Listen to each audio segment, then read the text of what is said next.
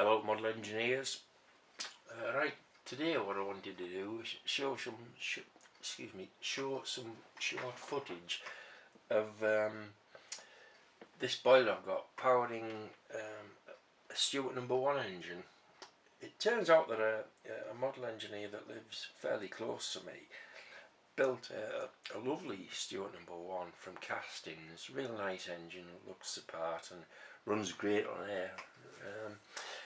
But he didn't have a boiler, and he'd have no way of trying his engine on steam. So I offered to take my boiler around and said we can try it on steam and see how we get on, and just have a little play around with this thing and his engine. So that's what we did. Now it went well. It was a great afternoon. We spent about, I don't know, 3 or 4 hours at it, running it on coal. The only slight snag, if you want to call it that, was this boiler. I've got a 1/4x40 fitting to take the exhaust up the chimney. Now, running it on coal like I prefer to do, you really need the exhaust up the chimney, or at least the steam blower running, to create adequate draft for combustion. Up till now, the largest engine I've used this to power is Stuart no.4, which I think from memory is about 1/3 of the capacity of a Stuart no.1.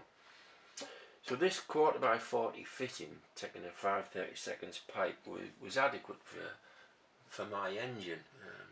You know, it allows it to drafty nicely and keep it running on coal and whatever.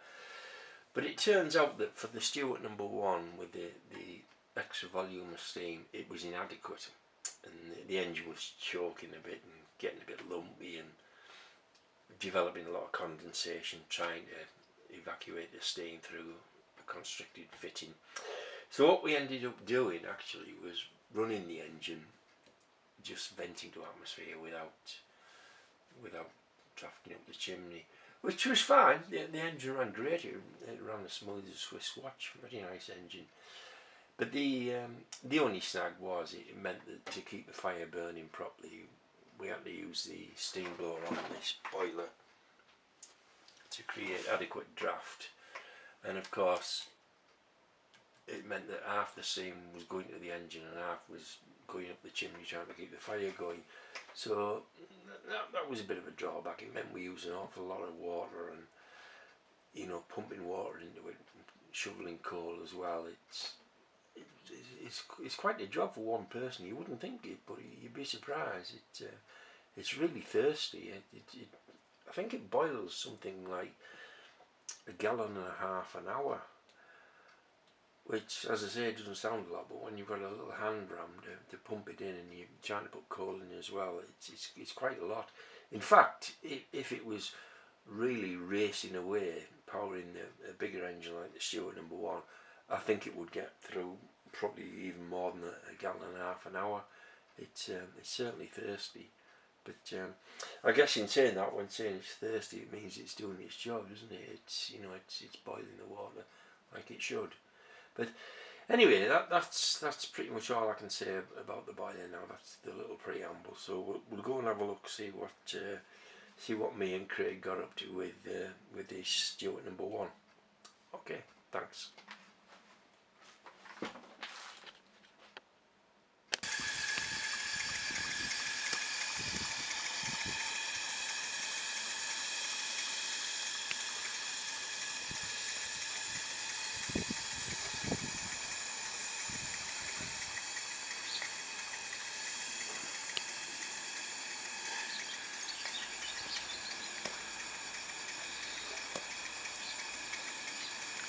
Can you speed it up a little bit, Craig? Hey? Can you open the throttle a bit, speed it up? Yeah, yes.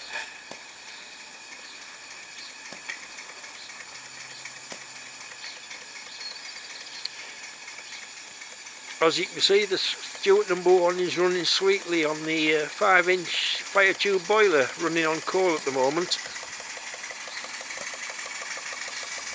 This is its first run on steam, and I think you can agree it runs very nicely.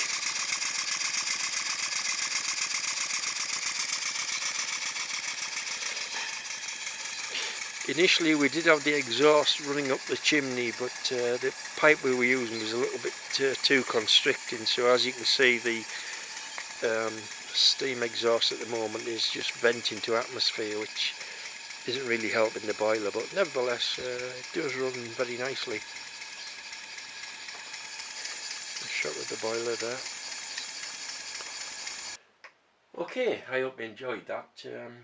It was a good little bit of fun, and as you can see the engine worked well, even though we did have the little bit of an issue with the exhaust.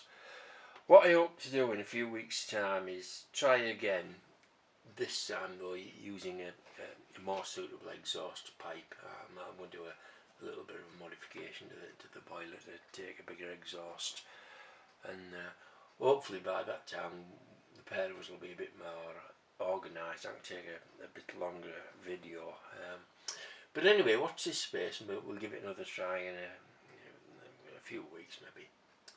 Okay, thanks very much.